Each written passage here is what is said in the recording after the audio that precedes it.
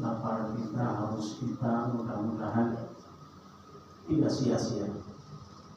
Artinya bahwa lapar kita, haus kita sehingga menjadi nilai pengabdian kepada Allah Subhanahu wa Ta'ala, menjadi amal soleh, dan mudah-mudahan diterima oleh Allah Subhanahu wa Ta'ala.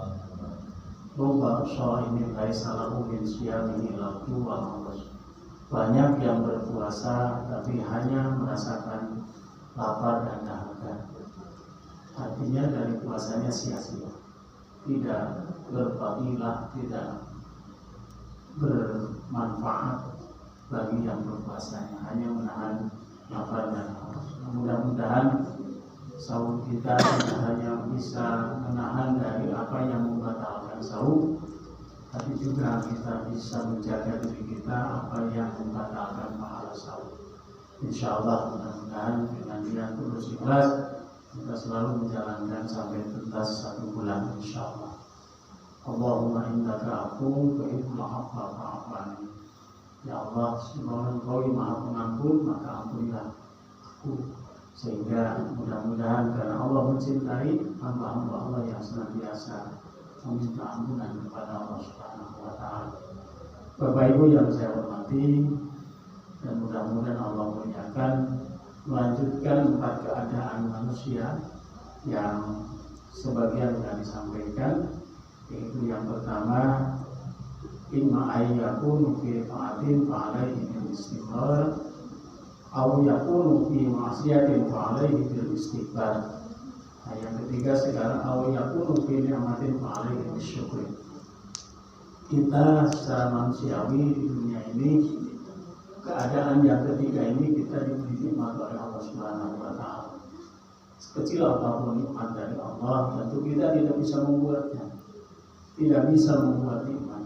Maka ketika itulah kita harus bersyukur atas segala nikmat Allah Subhanahu wa Ta'ala dan meyakinkan bahwa setiap nikmat yang disyukuri akan ditambah oleh Allah Subhanahu wa Ta'ala. La in syakartum la azidannakum wa la in kafartum inna 'adzabi lasyadid. Jika kalian bersyukur atas nikmat dari Allah Subhanahu wa Ta'ala, maka Allah akan menambah-nambah nikmat lagi. Sehingga syukur nikmat ini bagian dari ibadah kita kepada Allah Subhanahu wa Ta'ala. Jadi ketika kita melakukan syukur nikmat berarti kita beribadah, dan sekaligus ibadah kita itu bagian dari syukur nikmat kepada Allah Subhanahu wa Ta'ala. Maka oleh Allah diancam, barang siapa yang tidak bersyukur atas nikmatku dan tidak sabar atas balai yang aku berikan, maka falyakhruj rabban siwaya falyakhruj rabban siwaya falyakhruj min tahtis sama. Maka silahkan cari Tuhan selain aku dan keluar dari bumi ini. Ini ancaman dari hadis qudsi yang tentu Allah dan Rasulnya mengharuskan hambanya untuk selalu bersyukur atas segala nikmat dan bersabar atas segala musibah. Sehingga dalam prakteknya kan syukur bisa dalam hati, dalam ucapan dan perbuatan. Dalam hati berarti menekankan, meyakinkan bahwa tidak ada yang bisa memberi nikmat kecuali dari Allah Subhanahu wa Ta'ala. Terucap kalimat hamdalah, alhamdulillahirabbil alamin, dan dalam bentuk perbuatan kita harus bisa memanfaatkan nikmat dari Allah sesuai dengan yang diberikan nikmat itu. Artinya keinginan yang diberi nikmat itu. Nikmat kita diberi harta oleh Allah Subhanahu wa Ta'ala. Maka kenikmatan diberi harta harus bisa dibagi, harus dimanfaatkan untuk beribadah kepada Allah Subhanahu wa Ta'ala, untuk berbagi, untuk bisa kita membagikan nikmat yang diberikan oleh Allah Subhanahu wa Ta'ala. Nikmat harta tentu berbagi dengan infak sedekahnya.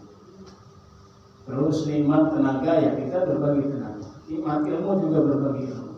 Jadi nikmat Allah jangan diakui bahwa itu hasil keringat sendiri, hasil kita sendiri. Padahal justru Allah hanya menitipkan nikmat kepada kita, menitipkan harta, menitipkan tenaga, menitipkan keluarga. Maka setiap yang kita miliki itu titipan Allah Subhanahu wa Ta'ala. Maka disalurkan kepada yang seharusnya kita salurkan. yang melalui tadi infak sedekah tadi.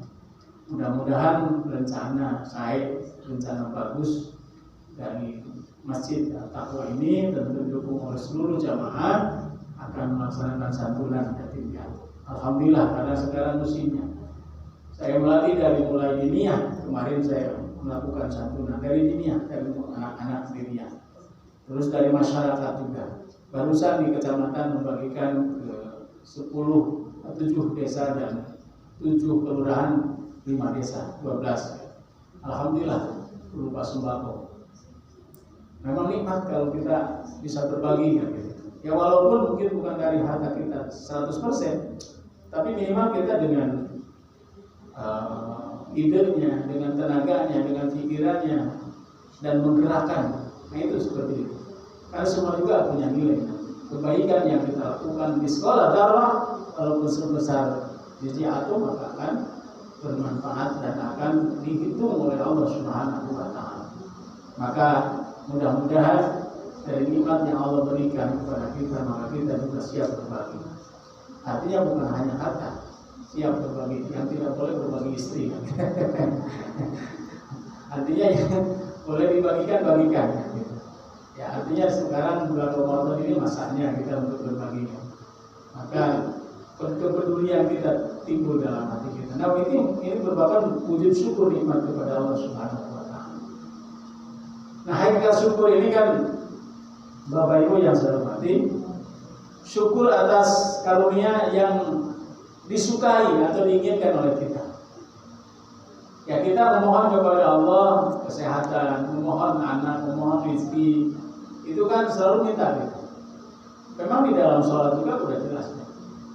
Rabbi firli warhamni warfa'ni wazkurni warzuqni wahdini wa'afini itu lengkap doa dalam sholat. Ketika kita duduk di antara sujud, ya, ada sujud 2, itu kan doanya seperti itu. Maka kalau katakan sholat itu doa, maka pantas di dalamnya banyak doa. Itu kan minta ampunan, minta diangkat derajat, minta supaya kita diberi istilahnya keleluasaan, ya, baik dalam keadaan atau rezeki, sehingga kita memohon dari mulai ampunan dan diakhiri wa'fu anni, minta ampunan juga kepada Allah Subhanahu wa Ta'ala. Itu berarti kan kita selalu mohon gitu.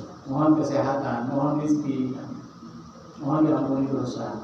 Maka ketika dianugerahkan itu kepada kita, ketika itu ada apa yang kita minta, nah itu syukur atas karunia yang kita inginkan, yang kita minta kepada Allah Subhanahu wa Ta'ala. Tapi kan ada juga kita harus bersyukur tetap kepada karunia yang tidak kita sukai. Nah ini bisa nggak kita bersyukur? Contoh kan gitu. Kadang-kadang kan namanya manusia keinginan sudah punya anak laki-laki, yang kedua ingin perempuan, kan gitu. Berdoa setiap malam, setiap pagi, terus minta supaya ya anak kedua ini perempuan, kan gitu. Meminta kepada Allah. Nah ternyata lahir laki-laki. Yang dipinta perempuan ternyata lahir laki-laki. Tetap kita harus syukur nikmat juga. Walaupun kelahiran anak itu bukan berarti tidak disukai dalam hati kita tidak menerima, hanya secara hati berarti kita terima bahwa itu takdir Allah. Tentu ada rencana Allah. Kenapa anak saya minta laki-laki, minta perempuan malah laki-laki lagi, kan gitu. Ya, bahkan tidak hanya yang kedua, yang ketiga minta lagi, ternyata masih laki-laki, kan gitu. Yang keempat minta lagi, masih laki-laki. Nah, itulah memang kadang terjadi pada diri kita. Kita suka merasa apa istilahnya lah, kurang sabar atau kurang menerima atas anugerah itu. Padahal itu sebuah anugerah. Ya, maka ada kan kita tidak tahu rencana Allah mau bagaimana. Rencana Allah mau bagaimana. Tapi yakinkan setiap kita permohonan kita akan dijawab oleh Allah Subhanahu wa Ta'ala, akan dikabul oleh Allah Subhanahu wa Ta'ala. Hanya dengan tadi mungkin minta A malah dikasih B. Tetap kita harus bersyukur kepada Allah Subhanahu wa Ta'ala. Nah juga ada yang syukur ini atas karunia tanpa melihat karunianya, kan gitu. Ya, artinya bahwa tidak berupa nilai fisik. Ketika kita tidak diberi harta secara langsung, ternyata kita diberi sehat oleh Allah.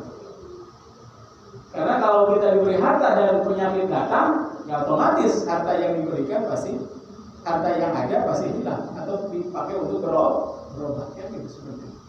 Karena bisa jadi Allah berbarengan memberi harta dan mungkin pengeluarannya juga lebih besar. Bahkan lebih besar pengeluaran daripada harta yang diberikan oleh Allah. Itu bisa terjadi seperti itu. Maka mudah-mudahan kita selalu bersyukur atas segala karunia Allah, ya, sehingga walaupun mungkin ya, kita tidak menginginkan yang tadi tidak ingat, tapi tetap kita bersyukur atas segala nikmat Allah. Maka bersyukurnya kita mudah-mudahan menjadi modal untuk ditambahnya kenikmatan dari Allah Subhanahu wa Ta'ala. Karena janji Allah tidak akan dicerdai oleh Allah Subhanahu wa Ta'ala, tidak akan diingkari oleh Allah Subhanahu wa Ta'ala. Innallaha la yukhliful mi'ad. Allah itu sungguhnya Allah tidak pernah mengingkari janjinya. Yang suka ingat janji itu kan kita manusia kan. Ya, maka kita kadang-kadang lalu juga secara manusia Allah beri contoh, Rasul beri contoh, Rasul As-Siddiq kan. Rasul Allah tidak pernah mengingkari janjinya, malah kita yang ingkar janji. Mudah-mudahan kita disadarkan oleh Allah Subhanahu wa Ta'ala untuk menerima keadaan kehidupan ini sehingga kita terus bersyukur, pandai bersyukur kenikmatan kita. Maka salah satunya kita tersenyum dalam kehidupan ini. Ya, artinya selalu tersenyum, selalu kita menerima kenikmatan-kenikmatan dari Allah. Maka tadi ketika urusan harta, urusan ya istilah dunia, kita lihat yang paling bawah. Kalau tadi ke kuburan ya. Pada kenyataannya kita lihat yang paling bawah. Ya, kita punya motor, alhamdulillah, orang lain kan kemana-kemana jalan kaki kan gitu. Yang punya kaki, alhamdulillah, yang lain tidak bisa kemana-mana karena setrum. Karena tidak bisa jalan, kan kita seperti itu. Terus supaya kita bersyukur, supaya kita tidak menjadi hamba Allah yang frustasi kan gitu. La tayasu min rahmatillah, janganlah kau putus asa dari rahmat Allah. Itu yang penting bagi kita.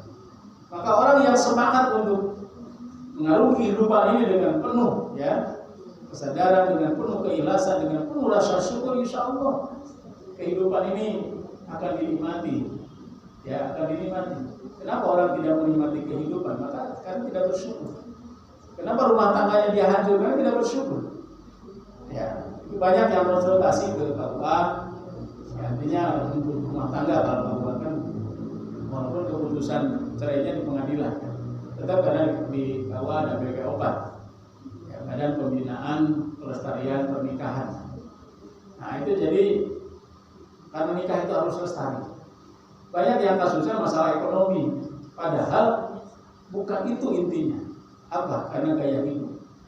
Karena hidup ini kan semua diberi oleh Allah Subhanahu. Tapi dengan gaya hidup itu masing-masing manusia. Artinya beda kan antara si A dan si B gaya hidupnya. Nah inilah berarti bagian karena kurang bersyukur atas nikmat. Karena hampir 60% itu masalah ekonomi. Masalah ekonomi. Artinya bukan tidak ada harta atau bukan tidak ada usaha, tapi kurang bersyukur. Karena berpikirnya pendapatan 10.000 malah berpikir 100.000 kan gambling kan gitu. Nah ini karena kurang bersyukur. Padahal yang 10.000 itu yang harus dinikmati kan. Supaya kita bisa tambah berkah. Keberkahan itu ada di syukur nikmat. Keberkahan itu ada di syukur nikmat. Kita sehat, syukur, maka akan ditambah sehatnya oleh Allah. Kita diberi harta oleh Allah, bersyukur akan ditambah kenikmatan harta kita oleh Allah Subhanahu wa Ta'ala. Ini mungkin menjadi pengalaman bagi bapak-bapak, ibu-ibu semuanya. Ini kan udah usia 40 ke atas semua yang hadir, saya yakin. Artinya pengalaman hidupnya sama dengan saya. Ada yang sudah setengah abad ya, atau ada yang lebih, ada yang pensiun kan, tinggal beberapa bulan atau beberapa tahun lagi. Nah itulah pengalaman kehidupan yang kita hadapi atau yang kita alami sekarang. Seperti ini kan gitu. Kalau tidak ada syukur nikmat, maka kehidupan kita akan selalu ya terbius oleh tipu daya setan. Karena setan mengganggu manusia ketika manusia ada dalam keluh kesah. Innal insana khuliqa halu'a wa Faidah masyahur jajua, faidah matul khairu manfaat gitu. Illa musallin. Jadi manusia itu memang hidupkan dalam keadaan keluh kesah. Indah masyahur jajua, apabila kena kejelekan, ya musibah dan sebagainya, maka dia merintih.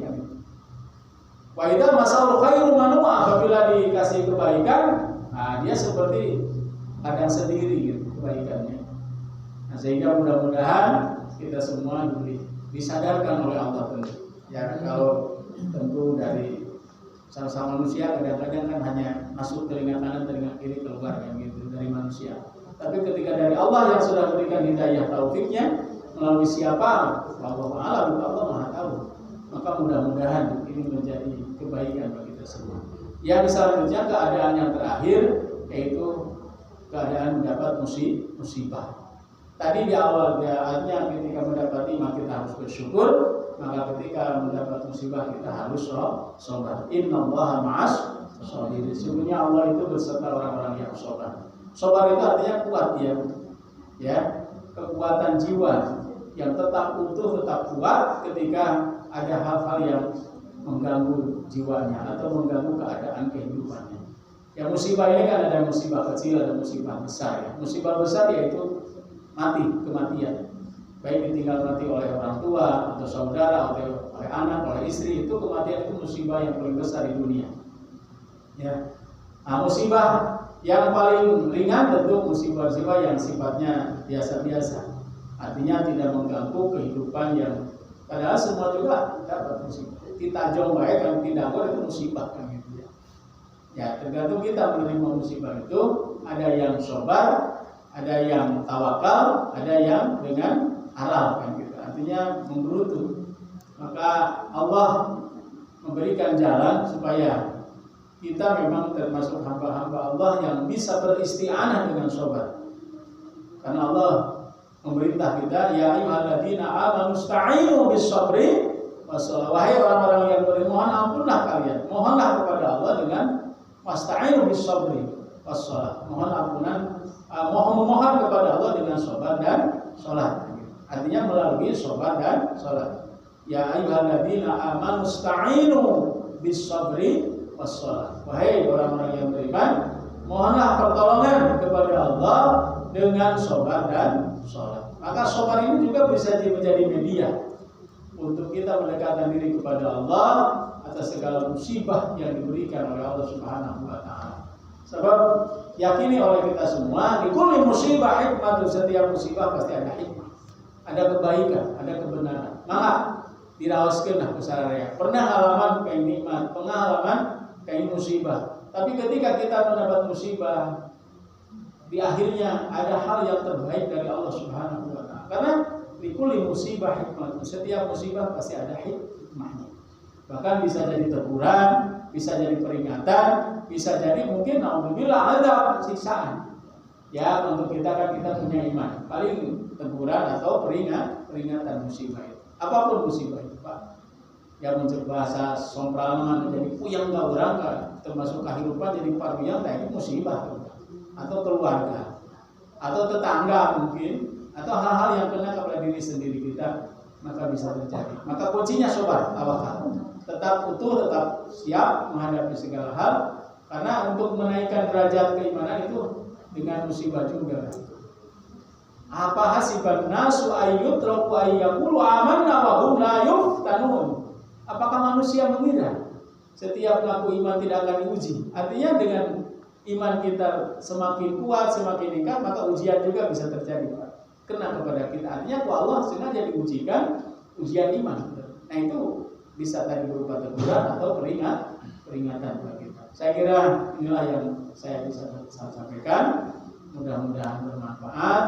Jadi 4 hal yang akan kita alami dalam kehidupan ini. 1, fase taat, maka kita harus istimrar. 2, fase bermaksiat atau kena maksiat, kita melakukan maksiat, melakukan dosa, maka cepatlah bertaubat dengan istighfar. Yang ketiga, yaitu kita mendapat nikmat, maka bersyukurlah atas segala nikmat, dan kita mendapat musibah, maka bersyukurlah. 4 keadaan ini akan dialami oleh kita semua, Pak. sebagai manusia yang biasa, manusia kita ada 4 keadaan ini di kita semua. Mungkin ada yang sudah mengalami keempat-empatannya, atau mungkin hanya baru beberapa. Hanya ini semua dari mulai kita lahir sampai kita meninggal dunia, 4 keadaan ini akan. Hanya mungkin jeda waktu yang berbeda. Ya, mualah yakin sih murid jawabnya terus diberi musibah ke Allah. Ya, kalau Nabi Rasul kan ada yang sampai 40 tahun diberi musibah. Ya, itu seperti itu. Saya kira kembali kepada diri kita masing-masing. Mudah-mudahan kita selalu bersyukur atas nikmat Allah, selalu bersabar atas segala musibah yang mencoba kita bala, karena hidup ini juga ujian dari Allah Subhanahu wa taala. Alladzi khalaqal mauta wal hayata liyabluwakum ayyukum ahsanu amala. Allah ciptakan kita ini maut, mati, dan ciptakan hidup untuk apa? Untuk diuji.